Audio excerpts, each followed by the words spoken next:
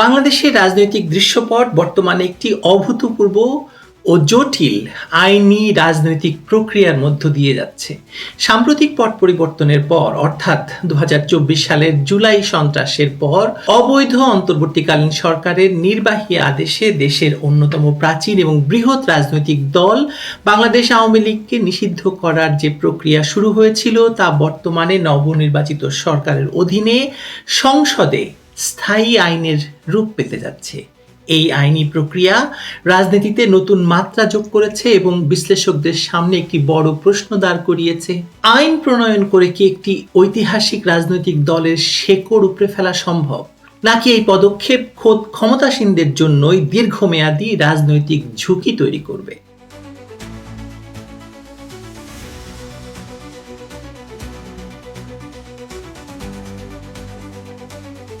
ইউনূসের অবৈধ অন্তর্বর্তীকালীন সরকারের জারি করা মোট ১৩৩টি অধ্যাদেশ ত্রয়োদশ সংসদের প্রথম অধিবেশনে গত ১৩ই মার্চ উত্থাপন করা হয়। সংবিধানের ৯৩ অনুচ্ছেদ অনুযায়ী নির্দিষ্ট সময়ের মধ্যে সংসদে পাশ না হলে ৩০ দিনের মধ্যে অধ্যাদেশের কার্যকারিতা হারায়। এই অধ্যাদেশগুলো যাচাই বাছাইয়ের জন্য গঠিত ১৪ সদস্যের বিশেষ সংসদীয় কমিটি ইতোমধ্যে তাদের চূড়ান্ত প্রতিবেদন জমা দিয়েছে। কমিটির সুপারিশ অনুযায়ী ৯৮টি অধ্যাদেশ অপরিবর্তিত রেখে এবং ১৫টি সংশোধন করে আইনের রূপ দেওয়ার প্রস্তাব করা হয়েছে।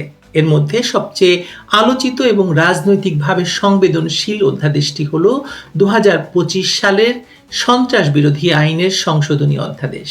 এই অধ্যাদেশের মাধ্যমেই মূলত ২০০৯ সালের সন্ত্রাস বিরোধী আইনের কয়েকটি ধারা সংশোধন করে আওয়ামী লীগ এবং এর সহযোগী সংগঠনগুলোর কার্যক্রম নিষিদ্ধ করা হয়।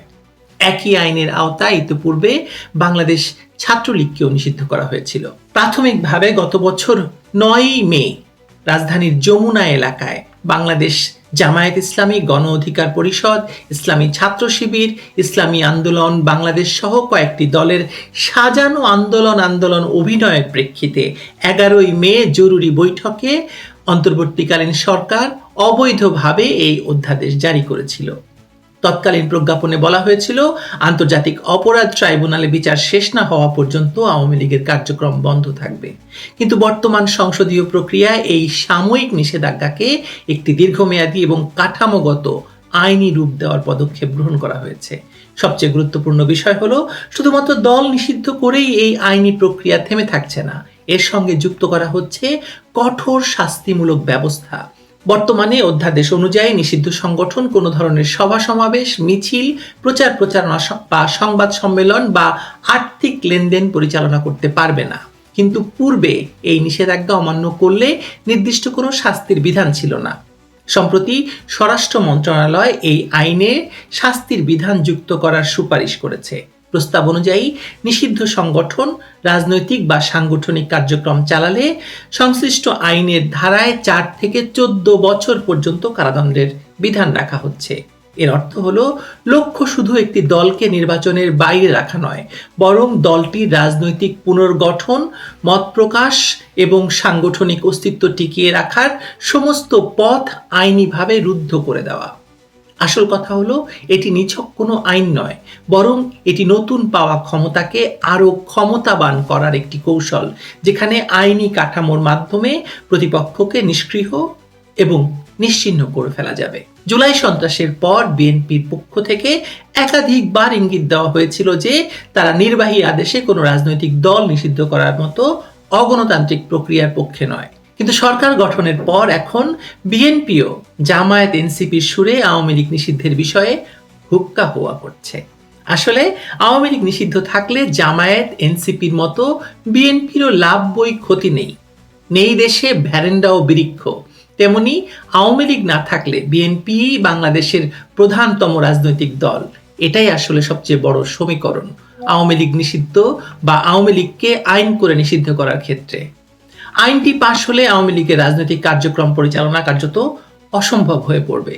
একটি সাময়িক, বিতর্কিত এবং নির্বাহী আদেশের উপর দাঁড়িয়ে থাকা সিদ্ধান্তকে যখন নির্বাচিত সংসদ কঠোর শাস্তির বিধান যুক্ত করে আইনে পরিণত করে, তখন তার সম্পূর্ণ রাজনৈতিক দায়ভার বর্তমান সরকারের কাঁধেই বর্তায়, অর্থাৎ তারেক রহমানের কাঁধেই আসবে। একটি শক্তিশালী বিরোধী শক্তিকে নির্বাচনের বাইরে রেখে ক্ষমতায় আসা এবং সেই শক্তিকে স্থায়ীভাবে নিষিদ্ধ করার আইনি দায় নিজের কাঁধে তুলে নেওয়া, এই দুয়ের মধ্যে নিশ্চয়ই ফারাক রয়েছে, আসলে বিস্তর ফারাক রয়েছে। এই দায়ভার ভবিষ্যতে ক্ষমতাসীন নেতৃত্বের রাজনৈতিক বৈধতা এবং গণতান্ত্রিক সদিচ্ছাকেও দেশি বিদেশি মানবাধিকার এবং গণতান্ত্রিক মঞ্চে প্রশ্নের মুখে ফেলবে, তাতে কোনো রকম সন্দেহ নেই। কিন্তু বিএনপি কবে এসবের তোয়াক্কা করেছে বলুন? জন্মই যার বেআইনি প্রক্রিয়ায়, তার কোনো রকম আইনি প্রক্রিয়ায় তো আস্থা থাকার কথা নয়, তাই না? বাংলাদেশের রাজনৈতিক ইতিহাস অত্যন্ত ঘটনাবহুল এবং এখানে বর্জনের রাজনীতির পরিণতি সবসময় সরল রেখায় চলেনি। 1975 সালে রাজনৈতিক পট পরিবর্তনের পর যখন আওয়ামী লীগ রাজনীতির মূল কেন্দ্র থেকে ছিটকে পড়েছিল বা সরিয়ে ফেলা হয়েছিল আওয়ামী লীগকে, সেই নৃশংস শূন্যতার সুযোগেই তারেক রহমানের বাবা জেনারেল জিয়াউর রহমান বাংলাদেশ জাতীয়তাবাদী দল বা বিএনপি গঠন করেছিল। আওয়ামী লীগ তখন মাঠে ছিল না। দীর্ঘ সময় পর আওয়ামী লীগ পুনরায় ক্ষমতায় ফিরে আসে এবং টানা ১.৫ দশকের বেশি রাষ্ট্র পরিচালনা করে। আওয়ামী লীগ তাদের শাসনামলে যুদ্ধাপরাধের সুনির্দিষ্ট অভিযোগে জামায়াত ইসলামীকে নিষিদ্ধ করলেও তাদের প্রধান রাজনৈতিক প্রতিপক্ষ বিএনপিকে কখনো আইনিভাবে নিষিদ্ধ করার পথে হাঁটেনি। বর্তমানে বিএনপি, জামায়াত এবং নতুন রাজনৈতিক শক্তিগুলোর সমন্বয়ে গঠিত জোট সরকার আওয়ামী লীগকে রাজনৈতিক কাঠামো থেকে সম্পূর্ণ মুছে ফেলার যে কৌশল নিয়েছে, তা বাংলাদেশের রাজনৈতিক সংস্কৃতিকে একটি বড় ধরনের সমস্যায় ফেলে দেবে।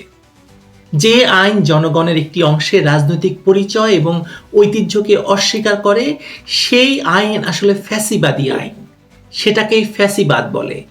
ইতালিতে মুসোলিনি, হিটলার এই ফ্যাসিবাদ কায়েম করেছে। এতদিন ধরে আওয়ামী লীগকে ফ্যাসিবাদী শক্তি বলা হলেও আসল ফ্যাসিবাদের যুগ এখন শুরু হচ্ছে যদি এই আইনটি পাশ করা হয়। সেই আইন সংসদে সংখ্যাগরিষ্ঠতার জোরে পাশ হলেও দীর্ঘমেয়াদে সমাজে তা কতটুকু টেকসই হবে সেটা একটা বড় প্রশ্ন। আপনাদের মনে থাকবে হয়তো, অথবা যারা ইতিহাস পড়েছেন তারা হয়তো জানেন, হিটলারও আসলে পার্লামেন্টের দোহাই দিয়ে অন্যান্য রাজনৈতিক দলকে বা সোশ্যালিস্ট পার্টিকে নিষিদ্ধ করেছিল।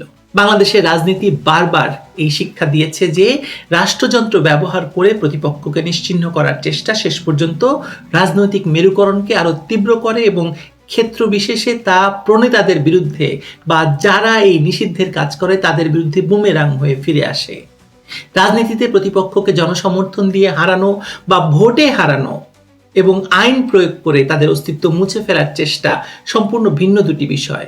বর্তমান সরকার সন্ত্রাস বিরোধী আইনের সংশোধনীর মাধ্যমে আওয়ামী লীগকে নিষিদ্ধ করার যে আইনি বলয় তৈরি করছে, তা সাময়িকভাবে ক্ষমতার পথ নিষ্কণ্টক করলেও দীর্ঘমেয়াদে রাজনৈতিক স্থিতিশীলতার নিশ্চয়তা দেবে না।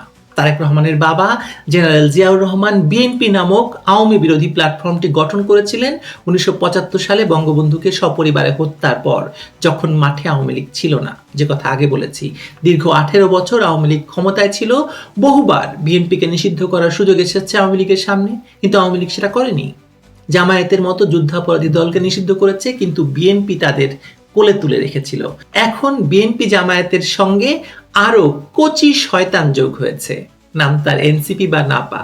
সকলেই মিলে আওয়ামী লীগকে রাজনীতির বাইরে রাখতে চাইছে এবং এটাই তাদের জন্ম রাজনীতি। প্রশ্ন হলো, রাখতে পারবে তো?